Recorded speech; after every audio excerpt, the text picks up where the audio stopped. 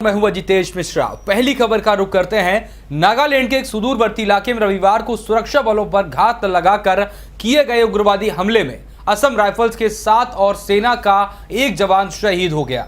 अधिकारियों ने बताया कि आतंकवादियों ने सुरक्षा बल के एक काफिले को निशाना बनाकर ताकतवर एक विस्फोट किया।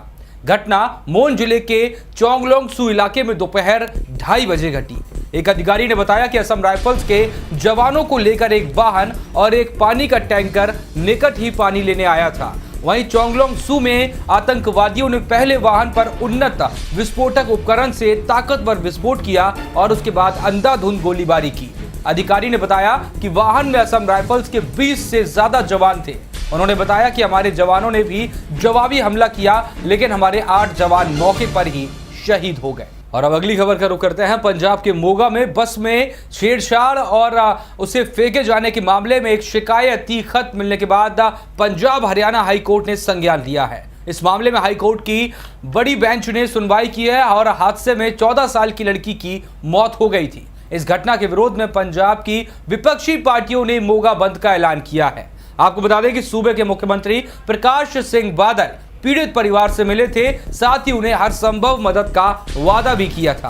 पीड़ित परिवार ने 30 लाख रुपए का मुआवजा मिलने के बाद लड़की का अंतिम संस्कार किया है। और पंजाब के उप मुख्यमंत्री सुखबीर बादल ने अपने परिवार की कंपनी में अगर हम बात करें जो बसें थी उन पर फिलहाल रोक लगा दी है, क्योंकि जिस लड़की के साथ छेड़छाड़ हुई थी और जिसे बस से फेंका गया था, जिसके बाद उसकी मौत हो गई थी, वो बस सुखबीर सिंह बादल की कंपनी ऑर्बिट की बस थी।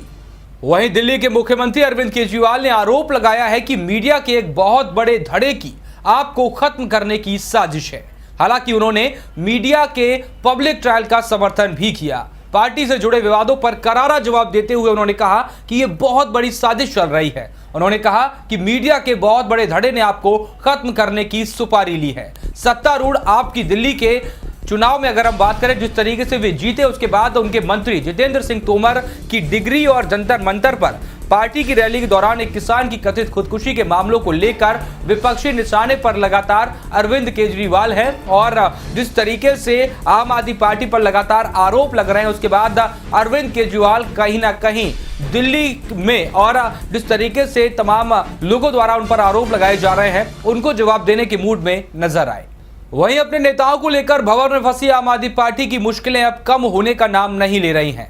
जितेंद्र तोमर के बाद अब पार्टी के वरिष्ठ नेता कुमार विश्वास को लेकर आपके सामने एक बड़ी मुसीबत खड़ी हो गई है। विश्वास पर एक महिला कार्यकर्ता से अवैध संबंध के आरोप लगे हैं और महिला आयोग ने इस मामले में विश्वास को समन भी भेजा है। सूत्रों से मिल रही जानकारी के अनुसार बताया जा रहा है कि महिला पिछले 1 महीने से पति से अलग रह रही है। महिला के पति से अवैध संबंध के आरोपों के बाद अगर हम बात करें, उसके शक के आधार पर उसे घर से निकाल दिया गया है और तलाक लेने की धमकी भी दी गई है। उसका कहना है कि वो अमेठी में कुमार विश्वास के चुनाव प्रचार में गई थी और महिला ने विश्वास की पत्नी पर भी उसे बदनाम करने का आरोप लगाया था। आपको बता दें कि इस पूरे मामले पर कुमार विश्वास के मीडिया मैनेजर ने ट्वीट करके जानकारी दी और कहा कि जो मामला है वो ये है कि महिला द्वारा ये आरोप नहीं लगाया जा रहा है, ये आरोप पहले से कुमार विश्वास पर लगा है, बल्कि महिला द्वारा महिला आयोग में ये शिकायत की गई है कि जिस तरीके से ये आरोप लग रहे हैं, उसके बाद उस महिला का घर टूटने की कगार पर है, तो उसे इस पूरे मामले पर सलाह दी जाए या उसकी मदद की जाए। और अपने विवादित बयानों के लिए हमेशा से सुर्खियों में रह रहे उत्तर प्रदेश के राज्यपाल राम नाईक ने एक बार फिर ऐसा ही बयान दिया है। सामूहिक विवाह समारोह में मुख्य अतिथि के रूप में पहुंचे राज्यपाल राम नाईक ने सामाजिक अव्यवस्था पर तीखा प्रहार किया।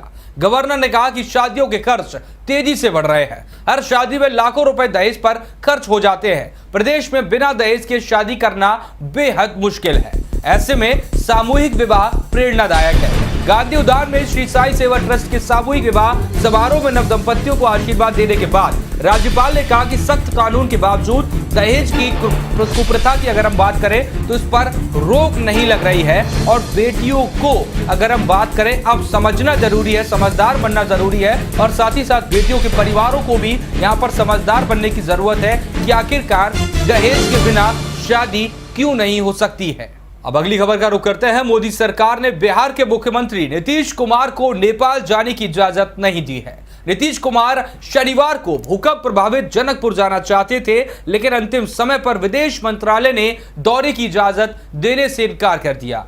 आपको बता दें कि अगर कोई मुख्यमंत्री दूसरे देश के दौरे पर जाना चाहता है तो प्रोटोकॉल के तहत उसे पहले केंद्र सरकार से अनुमति लेनी होती है।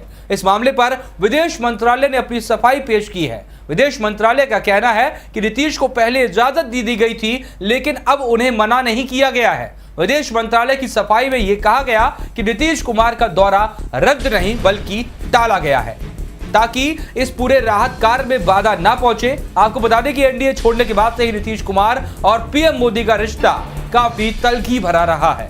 बीजेपी के साथ नीतीश कुमार का 17 साल का गठबंधन रहा और लोकसभा चुनाव के समय मोदी के मुद्दे पर यह रिश्ता टूट गया था। नरेंद्र मोदी और नीतीश कुमार की आधिकारिक मुलाकात अब से 5 मई 2012 को हुई थी। और वक्त छोटे से ब्रेक का है, ब्रेक के बाद हम वापस आएंगे तो रुक करेंगे कुछ और खबरों का।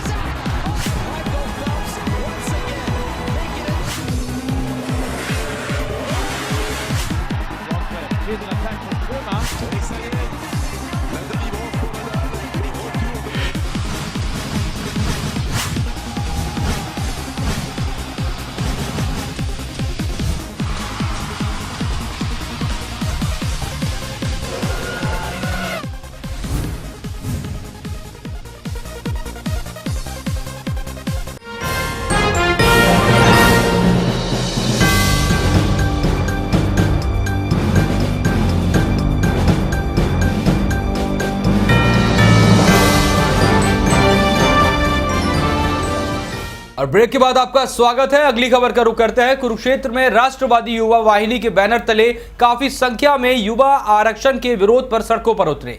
युवाओं ने आरक्षण की शव यात्रा निकालते हुए जातिगत आरक्षण को खत्म करने की मांग की।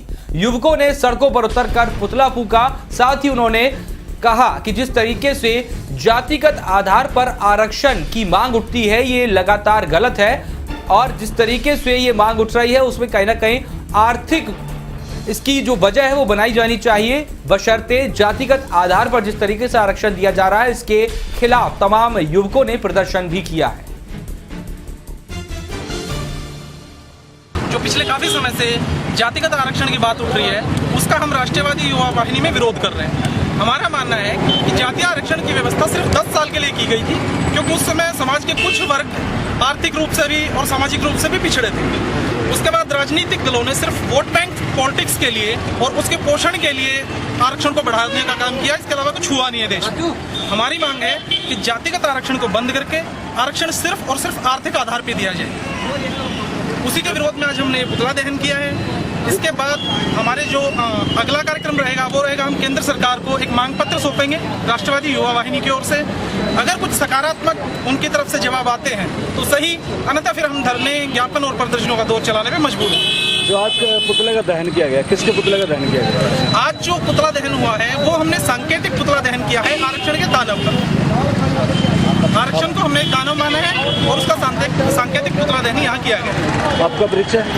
मैं AK सिंह, राष्ट्रीय अध्यक्ष राष्ट्रवादी युवा वाहिनी। और अब अगली खबर का रुख करते हैं। यमुनानगर में अपराधी बेकाबू हो गए हैं। जी हां, ताजा मामले में देर रात यमुनानगर ITI के समीप एक चिकन सेंटर में बिल के लेन देन को लेकर हुए विवाद जिस तरीके से गहराया, जहां कुछ युवकों ने फायरिंग कर दी। इसके बाद अगर हम बात करें, आसपास के दुकानदारों में दहशत का माहौल है, वहीं पूरे इलाके में हड़कंप मच गया है। सूचना मिलते ही पुलिस के आला अधिकारी मौके पर पहुंचे, लेकिन तब तक आरोपी मौके से फरार हो चुके थे। जिसके बाद चिकन सेंटर के मैनेजर और पुलिस ने जानकारी देते हुए बताया कि 2 बाइक पर 4 युवक चिकन खाने के लिए आए थे। उसके बाद उन्होंने अपने साथ ले जाने के लिए कुछ सामान पैक भी कराया, जिसके बाद युवकों के साथ कहासुनी हो गई, जो बाद में मारपीट में तब्दील हो गई। सूचना मिलते ही पुलिस ने मौके पर पहुंचकर आरोपियों के खिलाफ मामला दर्ज कर उनकी जांच शुरू कर दी।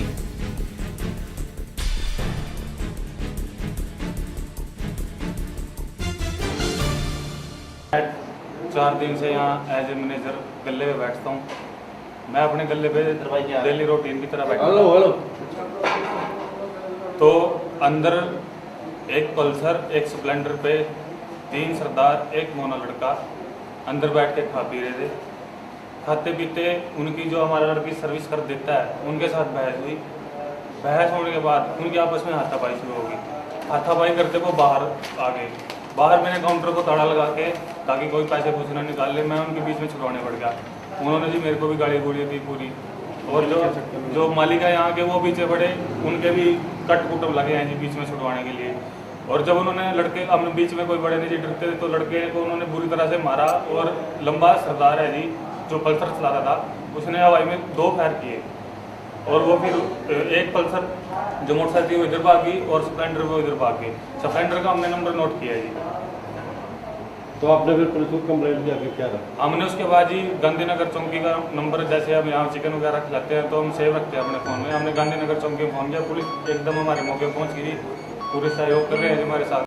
और वहीं जगाधरी पहुंचे अंबाला के बीजेपी सांसद रतन लाल कटारिया से अजय यादव और अनिल विज के बीच चल रही जुबानी जंग के बारे में कहा कि कांग्रेस का सूपड़ा साफ हो चुका है और जिंदा होने के कारण आजकल कांग्रेस नेता आरोप लगाओ और भागो की नीति अपना रहे हैं।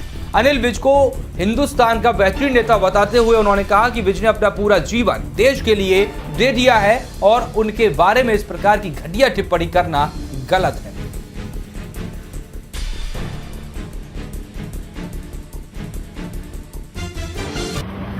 मैंने देखिए 2-3 बार कह लिया, पता नहीं चला कि नहीं, कि रास्ता बोली डूमनी गावा उत्पताल, सूपड़ा साफ हो गया कांग्रेस का। अब जिंदा होने के लिए अब एक नीति बची है बाकी, थूको और भागो, एलिगेशन लगाओ और भागो। अरे अनिल विज हिंदुस्तान का एक इतना बेहतरीन कार्यकर्ता जिसने अपना सारा जीवन देश के लिए दे दिया, और उसके बारे में इस प्रकार की घटिया टिप्पणी करना। अरे कैप्टन, तू अपनी 6 टर्म की बात सोच, तू इधर उधर की बात ना कर।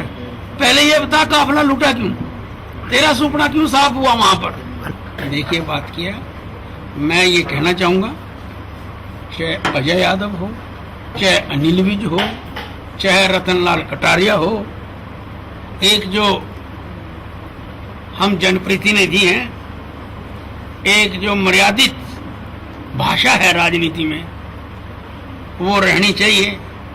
कई बार तो मैं भी थोड़ा सा, जब मुझे बौखलाहट सी आती है कांग्रेस पे अटैक करने की, तो मैं भी कई बार पहले बोल रहा हूं। वहीं दूसरी तरफ नारनौल में आरएसएस और बजरंग दल के कार्यकर्ताओं ने मिलकर पिछले दिनों नेपाल में आई भूकंप में घायल हुए लोगों के लिए भारी संख्या में इकट्ठे होकर घर घर और दुकानों पर जाकर पीड़ितों के सहयोग के लिए अपना अभियान चलाए गए अभियान में लोगों ने इसमें बढ़ चढ़कर अपना पूरा योगदान किया। आरएसएस के कार्यकर्ताओं ने जानकारी देते हुए कहा कि नेपाल में आए भूकंप में घायल हुए लोगों के लिए भारत हर संभव मदद करेगा, जिससे कि नेपाल को फिर से बसाया जा सके।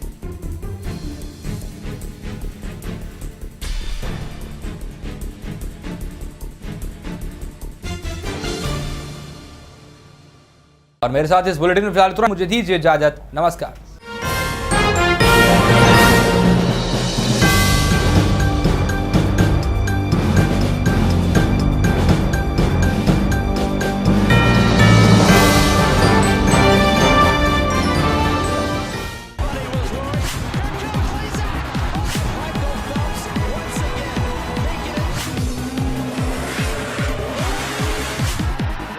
Here's an attack from Kurma.